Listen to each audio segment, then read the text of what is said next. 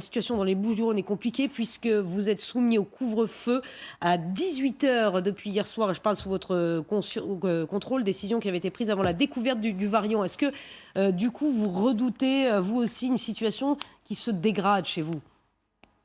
Ben, la situation peut être difficile parce que premièrement, comme l'a dit le professeur Jouve, ce virus est beaucoup plus contagieux, pas plus virulent, mais plus contagieux. Donc, évidemment, ce qui est fait à Marseille est bien actuellement parce que c'est un peu une course contre la montre. Il faut trouver les cas contacts avec cette famille, cette personne qui était en Angleterre, pour justement les identifier, les tester et immédiatement les isoler parce que on peut se retrouver sur la ville sur un foyer beaucoup plus important. Mais malheureusement, ce que je déplore malheureusement que au moment des fêtes, il y a eu un blocage au niveau en disant bon, ben, les personnes ne pourront pas venir. Il fallait qu'elles puissent revenir à Marseille. Mais après, les personnes qui sont rentrées par train, par Eurostar, toutes n'ont pas été testées. Et malheureusement, ce que je crains un petit peu est en train d'arriver, c'est qu'il y a d'autres foyers dans les Hautes-Alpes. Il y a eu Bagneux, il y a peut-être Roubaix. Donc il y a d'autres foyers, puisqu'il y a d'autres personnes qui sont rentrées d'Angleterre. Certaines personnes n'avaient pas effectué les tests.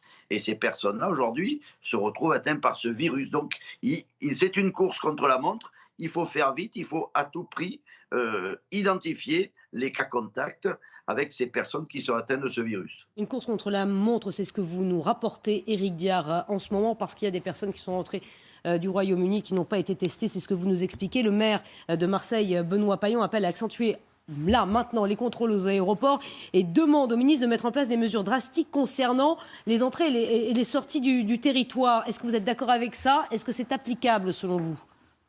Mais je suis d'accord, c'est ce qui aurait dû être fait pendant les fêtes. C'est-à-dire, si au départ, le gouvernement a suspendu, par exemple, les vols pour l'Angleterre ou les voyages pour l'Angleterre, c'est parce que c'était bien, parce qu'il y avait ce virus mutant. Donc vous dites, on suspend, et après, hop, vous ouvrez les vannes. Mais vous ouvrez les vannes sans être drastique. Je pense maintenant il faut être drastique, parce que on voit très bien ce qu'entraîne ce virus en Angleterre.